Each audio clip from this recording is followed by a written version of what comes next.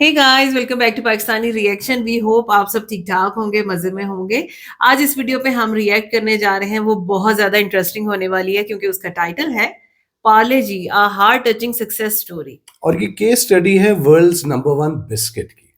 अच्छा, और वैसे अगर एक बात आपके साथ शेयर की जाए तो मैं ये कहूँगा कि पार्ले जी जो है ये हमने भी खा रखा है, और एक बार नहीं कई बार खा रखा है। और क्या कमाल का बड़ा मज़ेदार बिस्किट होता है। हाँ, और ग्लूको मतलब बिस्किट वन ऑफ है ना? इंडियाज़ ओल्डेस्ट बिस्किट्स अगर कहा जाए यस। तो मेरा ख़्याल है कि ये गलत नहीं होगा। लेकिन इसके पीछे क्या स्टोरी है? क्योंकि यहाँ पे हाँ, ख़ास तौर पे कहा गया कि a heart touching success story. So एक काम करते हैं, चलते हैं, देखते हैं इसको, और जो कुछ गैदर कर पाते हैं इस वीडियो के बाद आपसे करते हैं उस पर डिस्कशन। चलिए, चैनल पे नए हैं तो चैनल को सब्सक्राइब कर लीजिएगा और बेल आइकन को प्रेस करना बिल्कुल मत भूलिएगा। हम चलते हैं अपनी वीडियो की तरफ और आप देख रहे हैं रिएक्शन विद।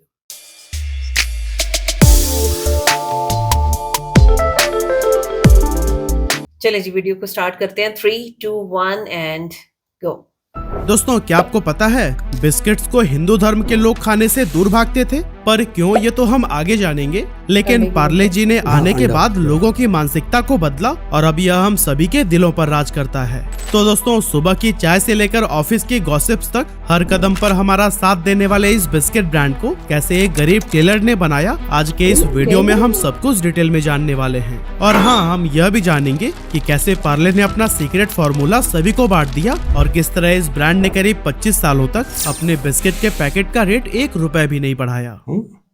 पार्ले जी, शायद ही कोई ऐसा भारतीय होगा जिसने चाय में ये बिस्किट डुबोकर न खाया हो। और हाँ, कमाल की बात तो ये है कि जितना लगाव आपको इस बिस्किट से है ना, उतना ही हमारे मम्मी पापा और दादा दादी को भी है।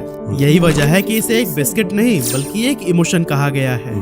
और इस इमोशन की नींव रखी गई थी ब्रिटिश राज में, जब बिस्किट्स खाना हम भारतीयों के लिए एक सुनहरे सपने से ज्यादा कुछ भी नहीं था। लेकिन वो कैसे, इसे समझने के लिए हमें लेट 19th सेंचुरी में चलना होगा।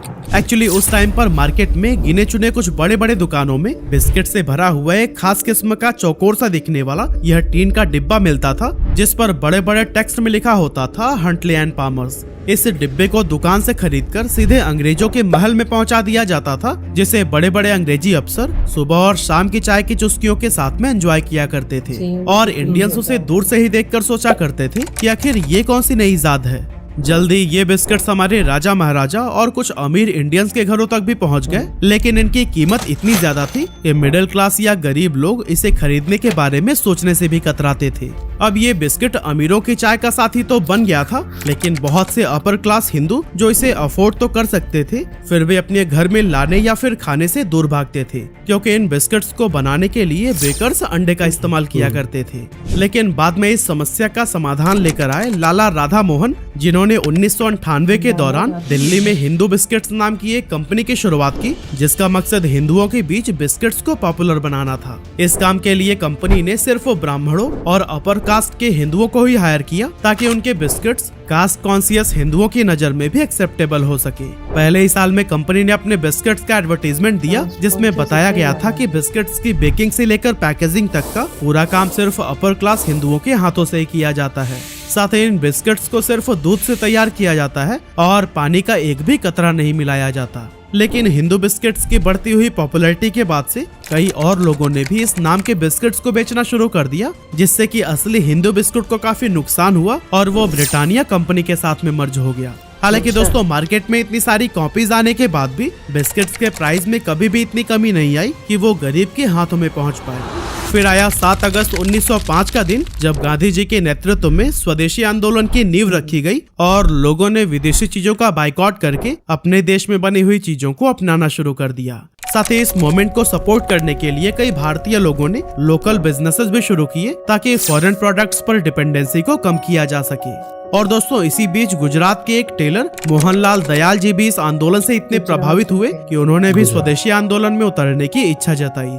जिसके लिए उन्होंने सोचा कि क्यों ना देश में अपनी खुद की टॉफी और चॉकलेट की कंपनी खोली जाए, क्योंकि इसके जरिए वो अंग्रेजों को फाइनेंशियली नुकसान तो पहुंचा ही सकते थे, साथ ही इन टॉफीज का टेस्ट उन गरीब बच्चों तक भी पहुंचा सकते थे, जो कि इसे अमीर बच्चों के हाथों में देखकर सिर्फ ललचा कर रह जाते थे। लेकिन यहाँ पर सबसे बड़ा सवाल था कि आखिर इन टॉफीज को बनाए कैसे, क्योंकि उस टाइम तक इंडिया में कोई भी ऐसा रिसोर्स अवेलेबल नहीं था जहाँ से वो इसे बनाने का तरीका सीख सके। इसीलिए मोहनलाल दयाल ने एक बहुत बड़ा फैसला लिया और इस काम को सीखने के लिए 1929 में जर्मनी चले गए। कुछ समय तक वहाँ उन्होंने टॉफी मेकिंग टेक्निक सीखी और जब इंडिया वापस आने लगे तो अपने साथ एक टॉफी बनाने वाली मशीन भी लेकर आए। मोहनलाल दयाल ने वापस आने के बाद से मुंबई के विले पार्ले इलाके में एक पुरानी बंद पड़ी फैक्ट्री को खरीदा और यहीं पर अपने मशीन्स को फिट किया। शुरुआत में कंपनी में सिर्फ 12 लोग काम करते थे जो कि मोहनलाल के फैमिली मेंबर्स ही थे और अपनी कैपेबिलिटीज के अकॉर्डिंग इनमें से किसी ने मैनेजर का पद संभाल लिया, किसी ने टॉफी मेकर का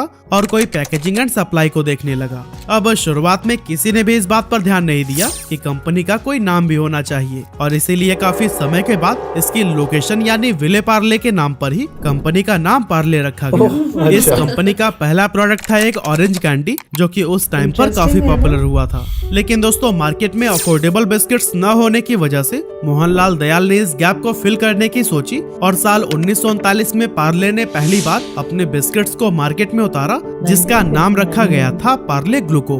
सस्ते दाम और अच्छे क्वालिटी की वजह से ये बिस्किट बहुत जल्द लोगों के बीच काफी पॉपुलर हो गया और सेकेंड वर्ल्ड वॉर के दौरान भी इंडियन एंड ब्रिटिश दोनों ही आर्मी ने इस बिस्किट को खूब कंज्यूम किया था। जब 1947 में भारत आजाद हुआ तो उस समय अचानक से गेहूं की कमी हो गई जिसके चलते पार्ले को अपने ग्लूको बिस्किट के प्रोडक्शन को रोकना पड़ गया क्योंकि इसका मेन इंग्रेडिएंट ही गेहूं था। लेकिन बाद में इस संकट से उबरने के लिए पार्ले ने जौ से बने हुए बिस्किट्स बनाना शुरू किया और एक एडवर्टीजमेंट में स्वतंत्रता सेनानियों को नमन करते हुए अपने कंज्यूमर्स से अपील की कि जब तक गेहूं की सप्लाई नॉर्मल नहीं हो जाती तब तक जौ से बने बिस्किट्स का इस्तेमाल करें। खैर बाद में हालात नॉर्मल हो गए और पार्ले फिर से जौ की जगह गेहूं का इस्तेमाल करने लगा।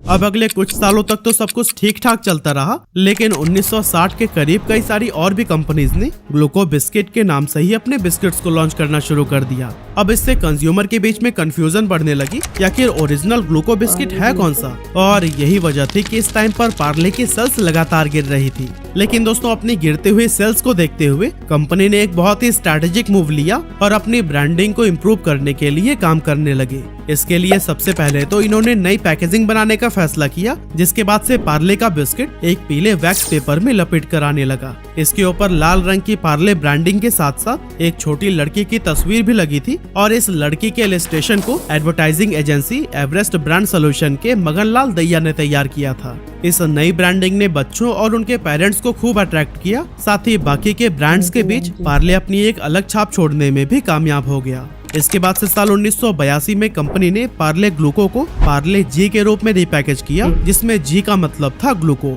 और इसी साल यानी 1982 में ही पार्ले जी का पहला टीवी कॉमर्शियल आया, जिसमें एक दादाजी अपने नाती पोतों के साथ गाते हुए नजर आ रहे थे, स्वाद भरे शक्ति भरे पार्ले जी। चाहत अपनी यही है जी, अपनी भी स्वाद भरे शक्ति भरे बरसों से पार्ले जी। इसके बाद से 1998 में पार्ले जी को शक्तिमान के रूप में ब्रांड एंडोर्सर मिला। और अगर आप 90s के किड हैं तो फिर ये बताने की जरूरत ही नहीं कि बच्चों के बीच शक्तिमान कितना ज्यादा पॉपुलर था। ऐसे में अपने फेवरेट सुपर हीरो शक्तिमान की वजह से बच्चों में पार्ले जी खूब पसंद किया जाने लगा। इसके बाद से जी मने जीनियस, हिंदुस्तान की ताकत, रोको मत टोको मत जैसी टैगलाइन ने पार्ले जी को हमेशा चर्चे में बनाकर रखा। अब दोस्तों आज के टाइम पर पार्ले का एक बहुत बड़ा पोर्टफोलियो है, जिसके अंडर कई तरह के बिस्किट्स, कैंडीज और नमकीन आते हैं। और काफी सारे लोगों को लगता है कि बिस्लरी, बेली, फ्रूटी और एप्पल फिज भी पार्ले के ही अंडर आता है। लेकिन क्या सच में ऐसा है? अब इसे समझने के लिए पहले हमें मोहनलाल जी के परिवार को एक बार देखना होगा। एक्चुअली मोहनलाल जी के 5 बेटे थे, जिनमें से बड़े बेटे जयंती लाल चौहान ने पारिवारिक बिजनेस से अलग होने का फैसला किया और उन्होंने पार्ले एग्रो की शुरुआत की। और आज बेली, फ्रूटी और एप्पी फिज जैसे पॉपुलर प्रोडक्ट्स इसी कंपनी के अंडर आते हैं। 1970s के दौरान जयंती लाल चौहान ने अपने इस बिजनेस को अपने 2 बेटों प्रकाश चौहान और रमेश चौहान में स्प्लिट कर दिया था, जिसके बाद से पार्ले एग्रो प्रकाश चौहान के हाथों में आ गई और रमेश चौहान के अंडर बिस्लरी ब्रांड आता है। इस तरह से जयंती लाल चौहान के परिवार से अलग होने के बाद पार्ले प्रोडक्ट्स के मालिक बने मोहनलाल जी के 4 बेटे मानिकलाल, पीताम्बर, नरोत्तम और कांतिलाल चौहान। अब दोस्तों शुरुआत में तो पार्ले अपने सस्ते और अच्छे क्वालिटी की वजह से बिस्किट मार्केट को पूरी तरह से डोमिनेट कर रहा था, लेकिन हैरानी की बात तो यह है कि करंट सिनारियो में भी पार्ले का इंडिया में 40% से ज्यादा मार्केट शेयर है, जो कि किसी भी बिस्किट ब्रांड में सबसे ज्यादा है। ऐसे में यह जानना काफी इंटरेस्टिंग है कि करीब 100 साल बाद भी मार्केट को डोमिनेट करने के लिए पार्ले ने कौन कौन से टैक्टिक्स को अपनाया। तो दोस्तों असल में कंपनी के पास पार्ले जी के रूप में एक हीरो प्रोडक्ट तो है ही, लेकिन इसमें मिली भारी सफलता के बावजूद कभी भी ये हाथ पर हाथ रखकर नहीं बैठे। कंपनी ने बहुत पहले ही मार्केट पर रिसर्च करके लोगों की पसंद और नापसंद को समझना शुरू कर दिया था। जब इन्होंने अपने पार्ले ग्लूको बिस्किट को लॉन्च किया था तो उसी दौरान उन्हें एहसास हो गया था कि जरूरी नहीं है कि मीठी चाय के साथ हर किसी को मीठे बिस्किट से पसंद आए, बल्कि काफी सारे लोग चाय से नमकीन खाना पसंद करते हैं। इसीलिए 1938 में पार्ले ने मोनाको बिस्किट को भी लॉन्च कर दिया था। बच्चों और यंगस्टर्स को अट्रैक्ट करने के लिए 1956 में कंपनी ने पार्ले चीजलिंग्स को भी लॉन्च किया था, जो कि एक बहुत यूनिक प्रोडक्ट था और इसके छोटे छोटे स्क्वायर शेप वाले नमकीन उस टाइम पर खूब पॉपुलर हुए थे। इसके बाद से 1963 में पार्ले अपनी टॉफी लेकर आया किस्मी, जिसे आप में से भी काफी सारे लोगों ने खाया ही होगा।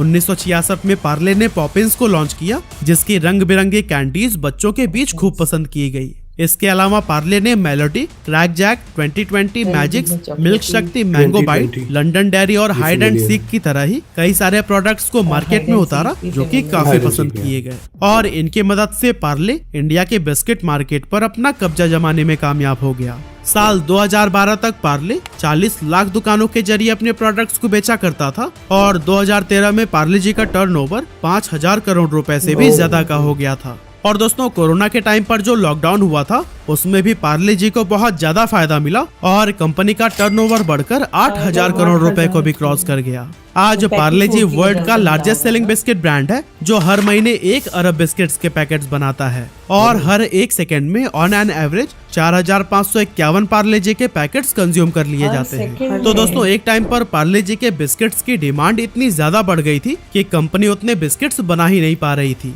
ऐसे में पार्ले ने एक बहुत ही स्मार्ट डिसीजन लेते हुए लोकल बेकरीज के साथ में हाथ मिला लिया। इसके बाद से कंपनी ने उन बेकरीज को अपने बिस्किट्स का सीक्रेट फार्मूला दे दिया, जिसकी वजह से बिस्किट्स की बेकिंग को लेकर कंपनी से लोड तो कम हुआ ही, साथ ही ऑटोमेटिकली एक स्ट्रॉन्ग सप्लाई चेन भी क्रिएट हो गई, क्योंकि जिस दुकान से पार्ले बिस्किट्स खत्म होते थे वहां उनके नियरेस्ट बेकरी से तुरंत ही नए पैकेट्स पहुंचा दिए जाते थे। अब ये स्ट्रैटेजी कुछ समय तक तो बहुत अच्छी काम करती रही, लेकिन बाद में जब मैसिव ऑर्डर्स आने लगे तो फिर कंपनी का ध्यान प्रोडक्शन बढ़ाने पर ज्यादा रहने लगा। अब दोस्तों ज्यादा प्रोडक्शन के लिए उन्हें ज्यादा रॉ मटेरियल्स की जरूरत थी, जिसे बल्क में परचेज करने पर काफी डिस्काउंट मिल जाता था। और दोस्तों कुछ इसी तरह का फायदा पार्ले जी को भी मिला और बल्क प्रोडक्शन के बाद में उनका प्रॉफिट बहुत ज्यादा इंक्रीज हो गया। अब मार्केट में बहुत बड़ी संख्या में ऐसे लोग थे जो कि पार्ले जी के दीवाने थे और शॉपकीपर्स भी स्टॉक खत्म होने के पहले ही ऑर्डर देने के लिए परेशान हो जाते थे।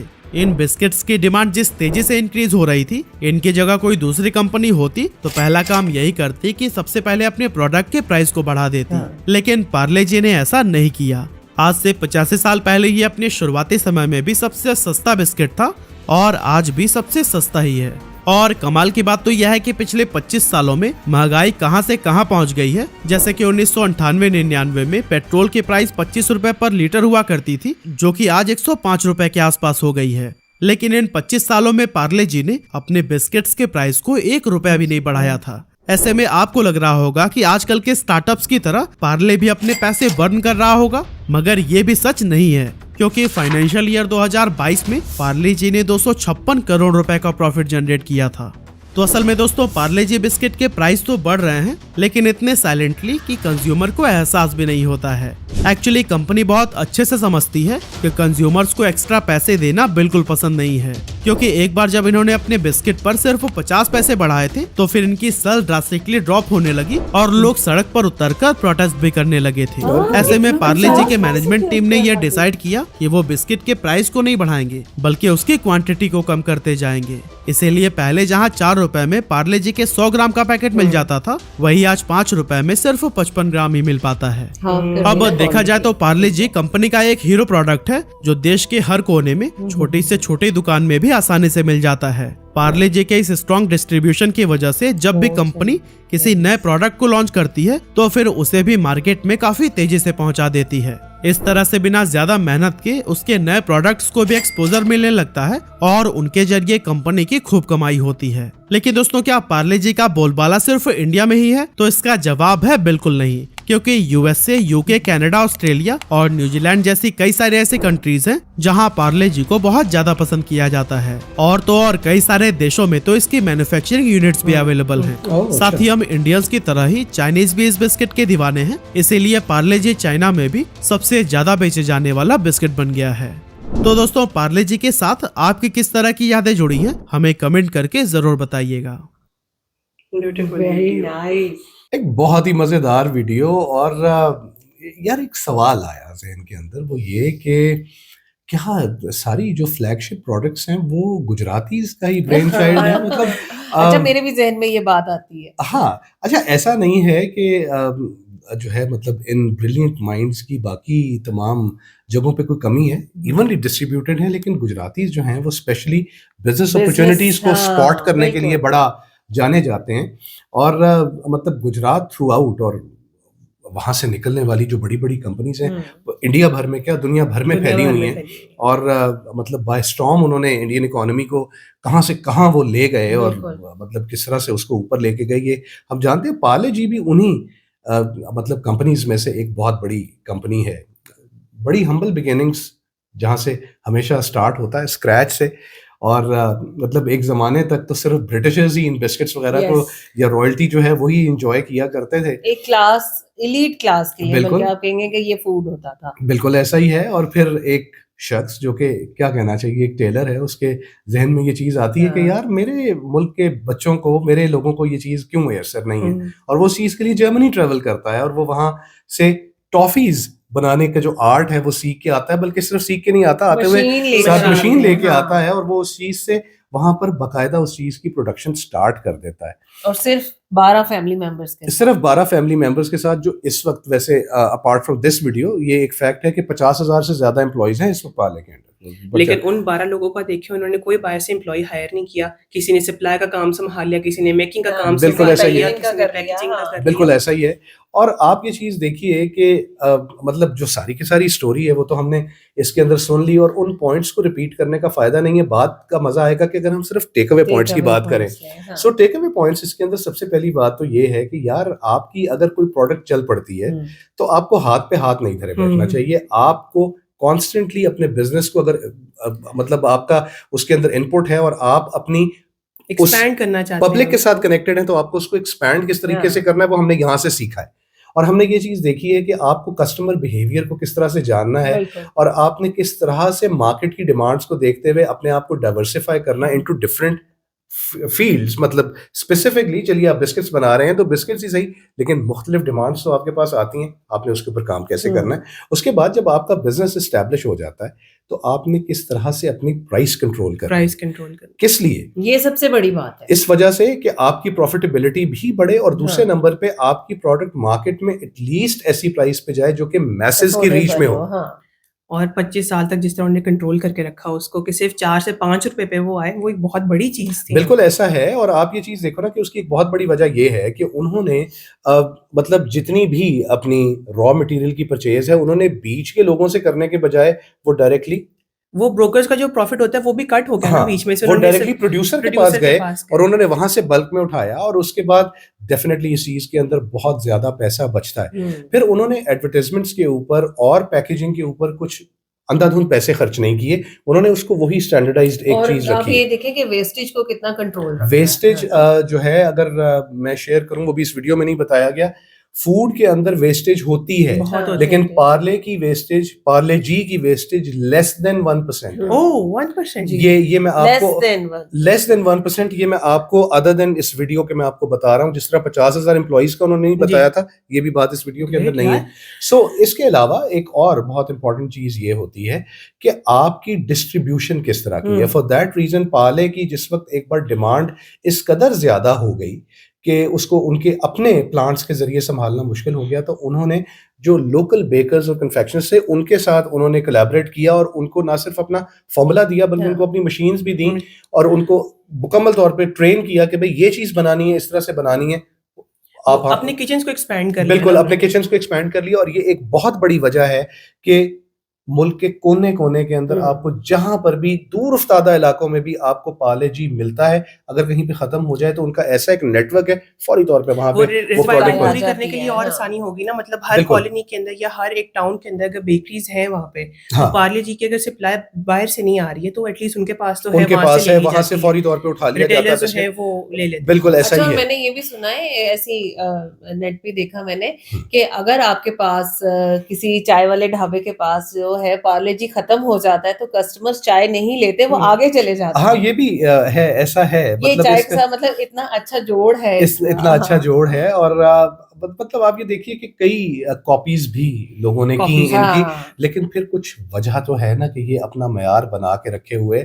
और फिर दूसरी बात ये है कि यार कस्टमर अफोर्डेबिलिटी जो है ना उसको मद्देनजर रखते हुए चीज को बनाना और चीज को पहुंचाना उन तक, ये एक बहुत बड़ी बिजनेस स्ट्रेटेजी होती है कि इस चीज को अगर आपने मैनूवर कर लिया। अब आप ये देखो कि कोविड के अंदर जहां पे तमाम की तमाम कंपनीज एक किस्म की नोज डाइव के अंदर थी, वहां पे ये 5,000 करोड़ से 8,000 करोड़ पे चले गए। एक तो पैक्ड फूड था, दूसरे नंबर पे प्राइस इस तरह की थी कि लोग बल्क में उठाने से घबराते नहीं थे इस तरह की चीजों। यार हर दूसरे बंदे को तो कोविड हो रहा था, और चाय बिस्किट के अलावा और कुछ उस टाइम पे अवेलेबल मरीज को देना नहीं। अच्छा वैसे भी सब कॉन्टिनेंट के अंदर अगर बात की जाए ना, लोग सब कुछ छोड़ सकते हैं, चाय नहीं छोड़ सकते। तो जब बिस्किट भी नहीं छोड़ सकते, अगर आप चाय पी रहे हैं तो साथ बिस्किट उसके मेरे जैसा होगा तो डिप भी करेगा। सो यार बहुत मजेदार वीडियो, एक बड़े मजेदार ब्रांड के बारे में जिसको हमने भी यूज किया है और हमने एक नहीं कई बार खाया है इसको। सो बहुत कुछ जानने को मिला इस वीडियो के जरिए। आप बताइएगा कि आपको ये वीडियो कैसी लगी, कुछ और नया बताना चाहते हैं हमें पार्ले जी के बारे में तो जरूर बताइएगा, कमेंट कीजिएगा। हमें अच्छा लगेगा अगर आप हमें एजुकेट करें। बाकी फिल वक्त बताइएगा आपको ये वीडियो कैसी लगी। अगर आपको वीडियो पसंद आई हो, हमारा रिएक्शन पसंद आया तो चैनल को सब्सक्राइब करना और इस वीडियो को लाइक करना बिल्कुल मत भूलिए। मिलते हैं आपसे अगली वीडियो में, अपना बहुत ख्याल रखिएगा।